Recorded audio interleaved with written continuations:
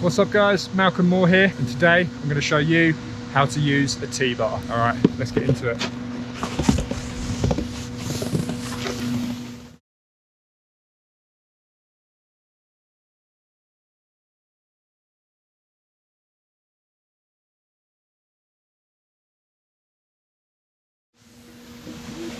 Perfect. Okay, so the first thing, I'm going to talk about how we stand on it, our posture. The best thing to do is to hold on with your front hand. So for me, I'm regular, so that's going to mean my left hand, and I'm going to hold up on the pole right here. I'm not really pulling hard on it, just gently holding it. What that's going to do is going to make sure that my shoulders stay dead in line with the board. If you start twisting your shoulders, the board's going to want to follow, it's going to want to turn underneath you, and it's going to make things a little more difficult. I am just going to take my hand off for a second though, so I can hold the camera in the other one and show you what's going on with my legs. So you can see my knees slightly bent, and if you notice the black line that runs down the middle of my board, basically that's what I'm trying to keep my shoulders in line with and my weight over the top of. I'm not leaning too far to either side. And my feet, they're completely flat, because basically I just want the board to be able to run on a flat base. Now that's going to work so long as the piece underneath you is totally flat. Often you'll find that it's cambered to one side or the other. So what you have to do to keep yourself going in a straight line is apply a bit of pressure to either the toe or the heel edge. So what I'm going to do first is just apply a bit of pressure to my toe edge. So I'm going to bend both knees, I have equal pressure through both feet, even though my back foot's not in. I feel my shins pushing into the front of my boot, and my weight comes slightly to the balls of my feet. You notice that brought me across to the side. Let me just do that once more.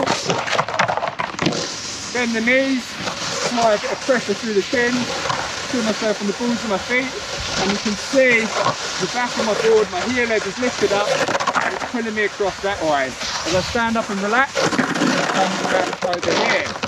The same thing can work in reverse. If I want to lean back a little bit, feel my calves pressing into the high back of my binding, and just lift my toes up, the board will go in that direction. So reverse,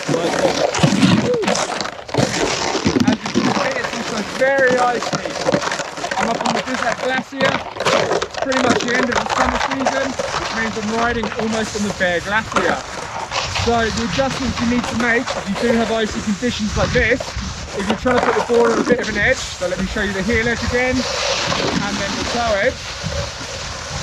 Be patient with it, be gentle, don't try and put that board on a knife edge. If you do that, when you're on the ice, the board's just going to skid out and you're going to fall off. Now let's look at which part of the T-bar I'm actually stood on.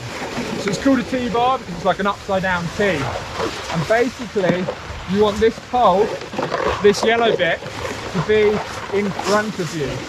So if you're a regular rider, you want that just in front of you here, so you'll be on the left-hand side. If you're a goofy rider, you want to stand here. And this black bit, the actual bar, is just resting on the inside of my leg. Okay, and I'm just letting that pull me up. So as I mentioned, yeah, I did say it's best to hold on with this hand, but you see, when the snow's smooth like this, you can totally just let go and let the T-bar pull you up. So now, what we've just come across here, you see the snow underneath me, it's a bit rutted out from everybody that's been riding up it. And you can see my board underneath me is really wibbling about a little bit. Wibbling, is that a word? I'm not sure. And you see some people, what they try and do, they try and get out of the way of, you know, any dips or something like that in the snow. But really just relax your feet, relax your ankles, and yeah, the board will get bumped around a little bit, but not too much. Okay, so let me show you the board again. Just by relaxing, sometimes, you know, you will get pulled a little bit out of line, but don't worry if you're not exactly underneath the lift. Right now I'm a bit to the left, but as the slope changes, you see it just pull me to the right, and then naturally by doing nothing here, it's just pulling me to the left a bit. That's just the way the slope's cambered. What you might find happens though, often these T-bars, they can be right on the edge of the piece. So for instance, there might be a big drop right behind me over here. And in that case, you might need to pull yourself away to one side a little bit more. So that will just go back using your heel or your toe edge. So again, watch as I just bend my knees, press into the toe edge. I can train for forward and pull myself over that this way. Drop back onto my heels. If I need to go the other way, I can bring it right back over here.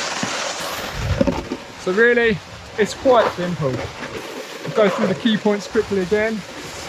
Keep the shoulders in line, keep your whole body position stacked over the middle of the board, equal weight through both feet.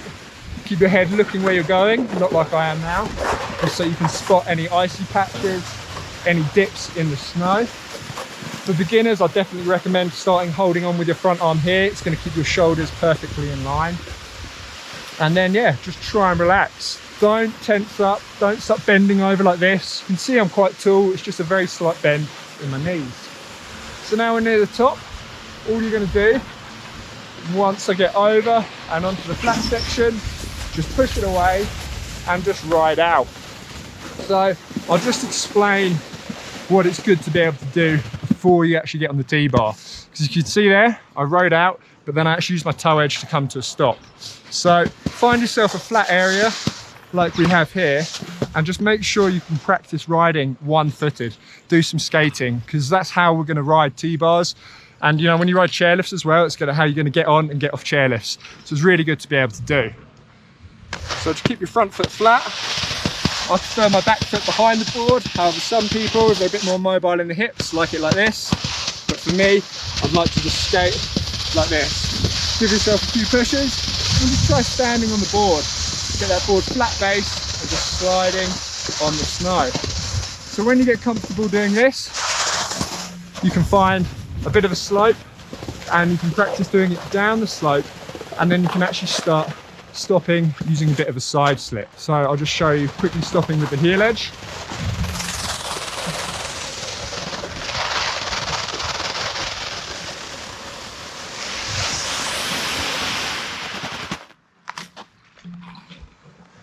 And not as easy, but you can do the same thing on the toe edge as well.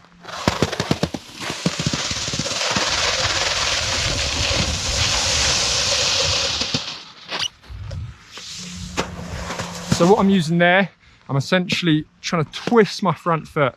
So when I stopped on the heel edge, it's like I'm trying to turn my front foot in the binding, like that, and pull my knee out to the left. For the same thing on the toe edge, I'm doing the movement in reverse, kind of turning it that way. Now, ideally you want to have an instructor for this because there's a few more movements going on there. The purpose of this video was basically just to kind of help you guys get on with the T-bar. And I'll put some links at the end to some other videos that will help with that movement to help you get turning.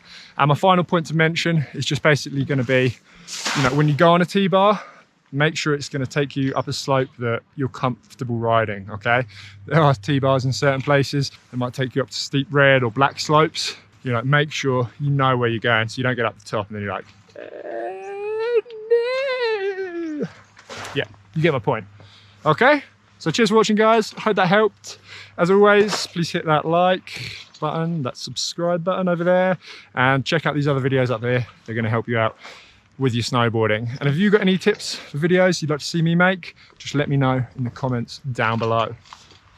Bajanga.